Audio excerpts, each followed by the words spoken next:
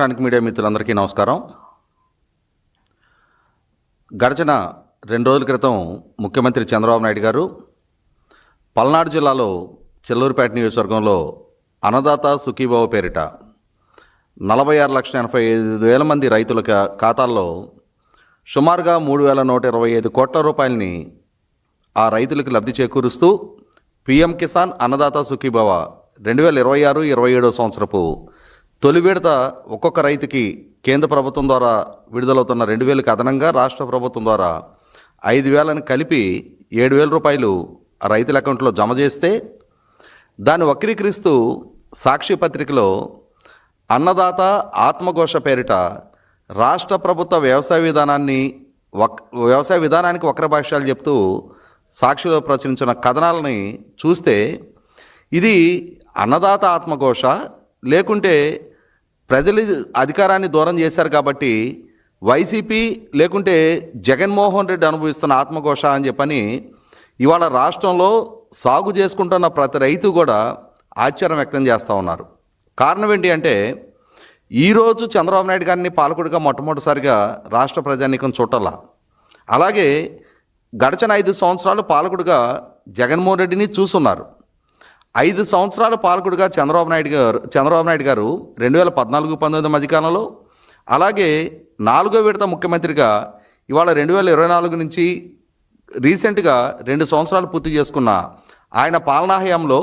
వ్యవసాయ రంగానికి ఆయన ద్వారా జరిగిన ప్రయోజనాలు, రైతుల ఆత్మగౌరవాన్ని, అలాగే వారి ఆత్మవిశ్వాసాన్ని, వారి ఆదాయ వనరుల్ని కాపాడే దిశగా చంద్రబాబు నాయుడు గారు తీసుకుంటున్న చర్యలు రాష్ట్ర రైతాంగానికి ప్రత్యక్ష సాక్షులుగా కళ్ళ ముందు కనిపిస్తూ ఉన్నాయి. ముందుగా ఒకసారి 2014-19 మధ్యకాలం నాటి చంద్రబాబు నాయుడు గారి పాలనా హయాంలో నాడు వ్యవసాయ రంగాన్ని అభివృద్ధి దిశగా మెరుగైన ఆదాయ వనరుగా తీర్చిదిద్దడానికి చంద్రబాబు నాయుడు గారి ప్రభుత్వం ఏం చర్యలు తీసుకుందో ఒకసారి మనం పరిశీలిద్దాం. 2014-19 మధ్యకాలంలో చంద్రబాబు నాయుడు గారి ప్రభుత్వం సుమారుగా 46 లక్షల మందికి పైగా 50,000 లోపు రుణాలున్న రైతాంగానికి ఒకే దఫా వ్యవసాయ రుణాలని రద్దు చేసిన నేపథ్యం మనం ఒకసారి గుర్తు చేసుకుందాం. అలాగే 1,50,000 వరకు రైతు రుణ విమోచన చేస్తాను అని చెప్పని చేసిన వాగ్దానాన్ని నిలుపుకుంటూ 2019 ఎన్నికలకు ముందు 3 విడతలు రుణమాఫీ జమ చేసిన తీరు, అలాగే 4-5 విడతల రుణమాఫీకి సంబంధించి కూడా ప్రభుత్వ పరంగా జీవో విడుదల చేసిన నాడు ప్రతిపక్షంలో ఉన్న జగన్మోహన్ రెడ్డి ఎన్నికల సంఘానికి ఫిర్యాదు చేసి, అలాగే 2019లో తన అధికార బాధ్యతలు చేపట్టిన తర్వాత ఆ జీవోని అమలు చేయని తీరు కూడా ఒకసారి గుర్తు చేసుకోవాలి. ఇదే సందర్భంలో అగ్రికల్చర్ మెకనైజేషన్కి ప్రాధాన్యత ఇస్తూ 2014-19 మధ్యకాలంలో చంద్రబాబు నాయుడు గారి ప్రభుత్వం సుమారుగా 26,000 ట్రాక్టర్లని రైతు రథం పేరిట రాష్ట్ర వ్యాప్తంగా ఉన్న రైతాంగానికి సబ్సిడీ ద్వారా అందించడం జరిగింది. ఇదే క్రమంలో ఆ రోజున అగ్రికల్చర్ మెకనైజేషన్కి అత్యంత ప్రాధాన్యత ఇస్తూ సబ్సిడీ ద్వారా హార్వెస్టర్లు, రోటివేటర్లు, బేలర్లు, తైవాన్ స్ప్రేయర్లు, మల్చింగ్ షీట్లు లాంటి అగ్రికల్చర్ యాంత్రీకరణకి ఉపయోగపడే ప్రతి పరికరాన్ని లక్షలాది మంది రైతులకి సబ్సిడీ ద్వారా అందించింది చంద్రబాబు నాయుడు గారి ప్రభుత్వం. అదే సందర్భంలో రైతులకి టార్పాలిన్లు, సిల్ఫాలిన్ లాంటి అంటే పంటలు ఆరబెట్టుకోవడానికి, అలాగే వర్షాలు లాంటి వాటి నుంచి పంటలను కాపాడుకోవడానికి ఉపయోగపడే పట్టాలను కూడా సబ్సిడీ ద్వారా అందించిన నేపథ్యం చంద్రబాబు నాయుడు గారిది. అటువంటి చంద్రబాబు నాయుడు గారి ప్రభుత్వం ఇరిగేషన్ రంగానికి కూడా, ఎందుకంటే ఇవాళ వ్యవసాయం సక్రమంగా కొనసాగాలి అని అంటే రైతుకి సాగునీరు అవసరం. ఆ సాగునీరు అవసరాన్ని దృష్టిలో పెట్టుకున్న చంద్రబాబు నాయుడు గారి ప్రభుత్వం నీరు చెట్టుతో కలిపి 2014-19 మధ్యకాలంలో 5 సంవత్సరాల టెన్యూర్లో 68,000 కోట్ల రూపాయలు ఇరిగేషన్ రంగం మీద ఖర్చు పెట్టడం జరిగింది. ముఖ్యంగా రాయలసీమ అక్కడున్న దుర్భిక్ష పరిస్థితుల్ని, అక్కడున్న కొద్దిపాటి నీటి వనరుల్ని దృష్టిలో ఉంచుకొని ఆ ప్రాంతానికే డెడికేటెడ్గా ఆ ప్రాంత ప్రాజెక్టులను పూర్తి చేయడం కోసం 12,500 కోట్ల రూపాయలు ఖర్చు పెట్టిన పాలన చంద్రబాబు నాయుడు గారిది. అదే సందర్భంలో అక్కడున్న కొద్దిపాటి నీటి వనరులను సద్వినియోగపరచుకోవడం ద్వారా మెరుగైన ఆదాయ వనరులు దక్కించుకోవాలి, అక్కడున్న రైతాంగానికి హార్టికల్చర్ని ప్రమోట్ చేయడం కోసం చంద్రబాబు నాయుడు గారి ప్రభుత్వం 90% సబ్సిడీతో రాయలసీమ రైతాంగానికి 17 లక్షల ఎకరాలకి 2014-19 మధ్యకాలంలో డ్రిప్ పరికరాలు ఇచ్చింది కూడా రాయలసీమ రైతాంగానికి తెలుసు, రాష్ట్ర రైతాంగానికి తెలుసు. కానీ జగన్మోహన్ రెడ్డి ప్రచార ప్రభావంతో, అతను మరింత మెరుగైన అభివృద్ధి చేస్తాడనే ఒక నమ్మకంతో 2019లో అతని వ్యూహకర్తలు, అతని సోషల్ మీడియా, అతని సొంత మీడియా, అతని తరపున పనిచేసిన కొందరు న్యూట్రల్ ముసుగులో పనిచేసిన వ్యక్తుల ప్రచార ప్రభావంతో ప్రభావితులైన ప్రజలు 2019లో జగన్మోహన్ రెడ్డికి అధికారం కట్టబెట్టారు. కానీ ఒక్కసారి ముఖ్యమంత్రిగా పదవి బాధ్యతలు చేపట్టిన తర్వాత 5 సంవత్సరాల జగన్మోహన్ రెడ్డి పరిపాలనా హయాంలో 2014-19 నాటి చంద్రబాబు నాయుడు గారి పాలన కన్నా మెరుగైన వ్యవసాయ రంగ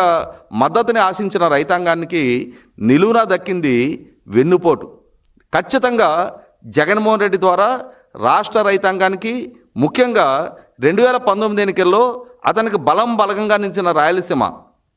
చంద్రబాబు నాయుడు గారు 12,500 కోట్ల రూపాయలు ఇరిగేషన్ రంగానికి ఖర్చు పెడితే 5 సంవత్సరాల జగన్మోహన్ రెడ్డి పాలనా హయాంలో కేవలం 2,000 కోట్ల రూపాయలు మాత్రమే రాయలసీమ ఇరిగేషన్ రంగానికి అతను ఖర్చు పెట్టిన తీరు. అన్నిటికన్నా ముఖ్యంగా 90% సబ్సిడీతో చంద్రబాబు నాయుడు గారు డ్రిప్ పరికరాలు పంపిణీ చేస్తే 5 సంవత్సరాల జగన్మోహన్ రెడ్డి పరిపాలనా హయాంలో 1 ఎకరానికి కూడా డ్రిప్ పరికరాలు ఇవ్వని ఏకైక పాలకుడు జగన్మోహన్ రెడ్డి. అటువంటి పాలన చూసిన రాష్ట్ర రైతాంగం ఒకనాడు చంద్రబాబు నాయుడు గారు 2019 ఎన్నికలకు ముందు తాను అన్నదాత సుఖీభవ పేరిట ఆనాడు 15,000 రూపాయలు ఒక్కొక్క రైతు అకౌంట్లో జమ చేస్తే,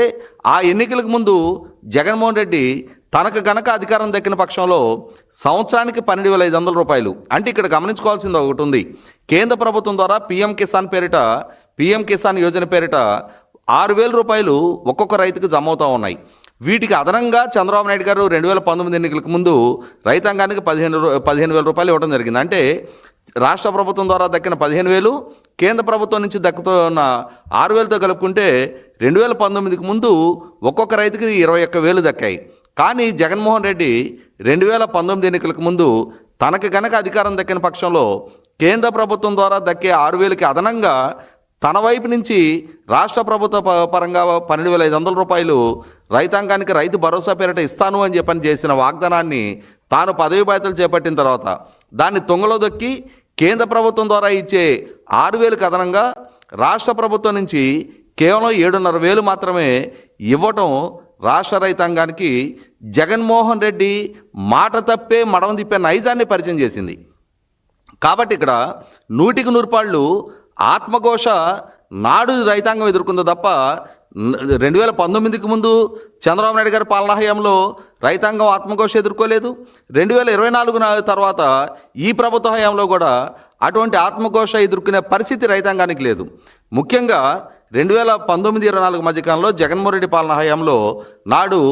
పంటల కొనుగోళ్లు సందర్భంగా ఒక రకంగా మాట్లాడుకుంటే రైతాంగానికి ఒక పీడకలలాగా మారిన పాలన జగన్మోహన్ రెడ్డి పాలనా హయాం నాటి పంటల కొనుగోళ్లు. కారణం ఏంటి అంటే ఆ టెన్యూర్లో అతని ముఖ్యంగా 41 లక్షల క్వింటాలకు మాత్రం కొనుగోళ్ళని పరిమితం చేసి, ఆ పరిమితం చేసిన ఆ కొనుగోళ్ళకి కూడా సుమారుగా 50 నుంచి 60 రోజుల పాటు రైతులు తమ ధాన్యానికి చెల్లింపుల కోసం ప్రభుత్వం చుట్టూ తిరిగే దుస్థితి కల్పించిన పాలకుడు జగన్మోహన్ రెడ్డి. అటువంటి స్థితి నుంచి 2024లో పదవి బాధ్యతలు చేపట్టిన ఎన్డీఏ కూటమి ప్రభుత్వ హయాంలో ఇప్పుడు ధాన్యం సేకరణలో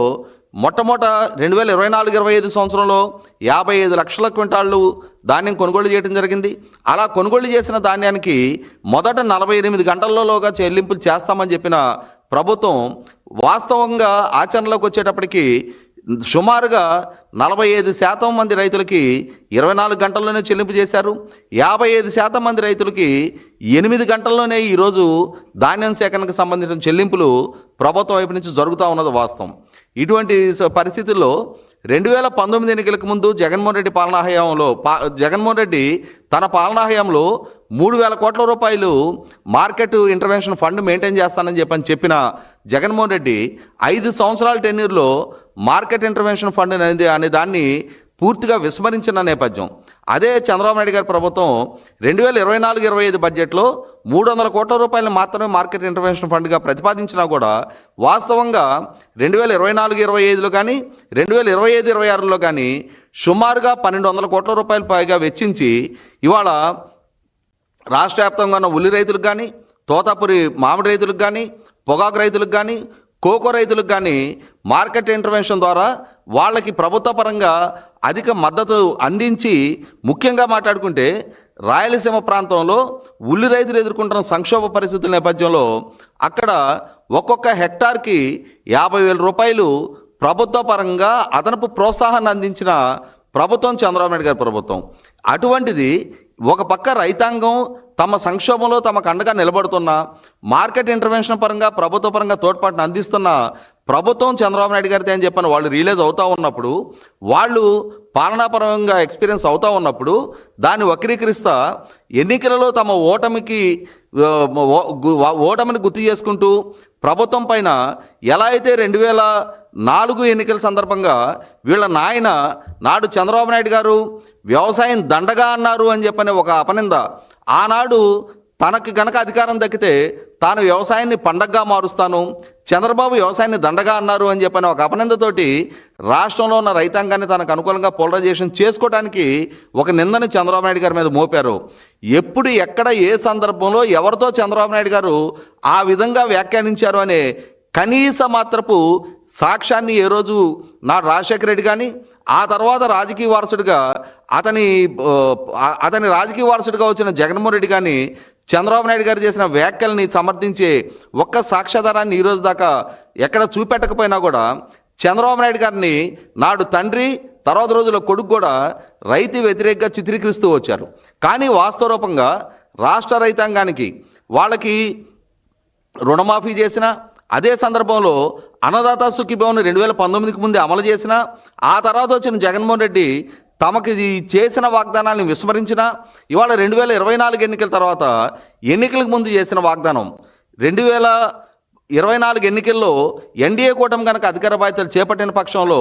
రాష్ట్రంలో ఉన్న ప్రతి రైతుకి కూడా కేంద్ర ప్రభుత్వం పీఎం కిసాన్ ద్వారా ఇచ్చే 6,000కి అదనంగా రాష్ట్ర ప్రభుత్వం జగన్మోహన్ రెడ్డి ఇస్తున్న 7,500కి ఇంకొక 6,500 కలిపి 14,000 రూపాయలు ఇస్తాము అని చెప్పిన వాగ్దానాన్ని నిలుపుకుంటూ గడిచిన 2025-26 ఆర్థిక సంవత్సరంలో సుమారుగా 46,85,000 మంది రైతులకి 8,985 కోట్ల రూపాయలని జమ చేసిన తీరు రాష్ట్ర రైతాంగం ఎక్స్పీరియన్స్ చేస్తూ ఉన్నారు. దానికి కొనసాగింపుగానే ఈ సంవత్సరం కూడా 2026-27 ఖరీఫ్ సీజను మొదలు కాబోతుండగా ఇప్పటికే సుమారుగా 3,125 కోట్ల రూపాయలు, సుమారుగా 46,85,000 మంది రైతులకి పీఎం కిసాన్ 2,000 రూపాయలకు అదనంగా రాష్ట్ర ప్రభుత్వం తరపున 5,000 రూపాయలు జమ చేసిన పాలకుడు చంద్రబాబు నాయుడు గారు. ఈ వాస్తవ పరిస్థితి అయ్యింటే అటువంటి దాన్ని వక్రీకరిస్తా సాక్షిలో అబోధ కల్పనలతోటి 2019కి ముందు నాడు చంద్రబాబు నాయుడు గారి ప్రభుత్వం మీద విషం చిమ్మాం కాబట్టి అదే విధమైన అవుట్డేటెడ్, అరిగిపోయిన రొట్టకొట్టెడు విధానాన్ని ఇప్పుడు కూడా కొనసాగిస్తూ, ఇప్పుడు కూడా ప్రభుత్వం మీద అబోధ కల్పనలతోటి, అసత్య ప్రచారాలతోటి ప్రజలని తప్పుదో పట్టించగలను, తద్వారా ప్రజలని 2019 లాగానే తనకు అనుకూలంగా మలుచుకోగలను అనుకునే సాక్షి, ఆ సాక్షి యాజమాన్యం, అలాగే ఆ పార్టీ అధినేతగా ఉన్న జగన్మోహన్ రెడ్డి అదే అవుట్డేటెడ్ విధానాన్ని అవలంబిస్తూ ఉన్నారు. కానీ ఒక్కసారి 5 సంవత్సరాలు జగన్మోహన్ రెడ్డి పరిపాలనా హయాంలో ఇరిగేషన్ రంగానికి చేసిన కేటాయింపులు చూస్తే 5 సంవత్సరాల్లో రాష్ట్ర వ్యాప్తంగా అతని ఇరిగేషన్ రంగం మీద ఖర్చు పెట్టింది కేవలం 21,000 కోట్ల రూపాయలు. అదే సందర్భంలో ఇవాళ 2024-26 ఈ 2 సంవత్సరాల టెన్యూర్లోనే ఎన్డీఏ కూటమి ప్రభుత్వం ద్వారా ఇరిగేషన్ రంగం మీద ఖర్చు పెట్టిన బడ్జెట్ చూస్తేనే 24,000 కోట్ల రూపాయలుగా చాలా స్పష్టంగా కళ్ళ ముందు గణాంకాలు కనిపిస్తూ ఉంటే, ఇవాళ రాష్ట్ర రైతాంగానికి అలాగే రాష్ట్రంలో ఉన్న ప్రజలకి తాగునీటిని, సాగునీటిని సమర్థంగా అందించదగ్గ పాలకుడిగా చంద్రబాబు నాయుడు గారు ఎస్టాబ్లిష్ అవుతూ ఉంటే, జగన్మోహన్ రెడ్డి తాను ప్రాతినిధ్యం వహిస్తున్న పులివెందుల నియోజకవర్గానికి కూడా తాను నీళ్లు ఇవ్వలేక, అదే సందర్భంలో చంద్రబాబు నాయుడు గారు ప్రాతినిధ్యం వహించే కుప్పం నియోజకవర్గానికి హంద్రినివా కుప్పం బ్రాంచ్ కెనాల్ ద్వారా ఇదిగో నీళ్లు ఇస్తున్నా అని చెప్పని అక్కడ ఒక ఈవెంట్ మేనేజ్మెంట్ లాగా ఎన్నికలకు ముందు అతను చేసిన మోసాన్ని ప్రజలు గమనించారు. అదే సందర్భంలో ఇంకా 2,500 కోట్ల రూపాయల పనులు పెండింగ్ ఉండగానే ప్రకాశం, కడప, నెల్లూరు మెట్ట ప్రాంత రైతుల్ని వంచిస్తూ ఇదిగో వెలుగొండ ప్రాజెక్టు పూర్తి చేశాను, వెలుగొండ ప్రాజెక్టుని జాతికి అంకితం చేస్తున్నా అని చెప్పని 2024 ఎన్నికల కోడ్ ఆఫ్ కండక్ట్ అమల్లోకి రావడానికి నెల 15 రోజుల ముందు అతను ముఖ్యంగా ప్రకాశం, కడప, నెల్లూరు ఈ మెట్ట ప్రాంత రైతుల్ని వంచిన విధానాన్ని రైతులు ఎక్స్పీరియన్స్ చేశారు. కాబట్టి ఇవాళ జగన్మోహన్ రెడ్డి పాలకుడిగా తనకు అవకాశం అధికారం దక్కినాడు. తాను ఎన్నికలకు ముందు చేసిన వాగ్దానాలను నిలుపుకోకపోగా రైతాంగాన్ని ముఖ్యంగా రాష్ట్ర ప్రజలని వంచిన అతని తీరు ఇవాళ స్పష్టంగా కళ్ళ ముందు కనిపిస్తూ ఉంటే ఇంకా నేను ప్రజలను మభ్యపెట్టగలను, ఇంకా నేను చేసిన విష ప్రచారాన్నే రైతులు పరిగణలోకి తీసుకుంటారు అని చెప్పిన ఒక భ్రమలో జగన్మోహన్ రెడ్డి అదే విధానాలు నేటికి కూడా కొనసాగిస్తూ ఉన్నాడు. అయితే ఇక్కడ గమనించుకోవాల్సింది రాష్ట్ర రైతాంగానికి కూడా ఇంకా కొన్ని వాస్తవాలని తెలియజెప్పాల్సిన బాధ్యత మా మీద ఉంది. ఆ విషయంలో మీకు కొన్ని వాస్తవాలు తెలియజేస్తాం. 2023-24 నాటికి ధాన్యం సేకరణ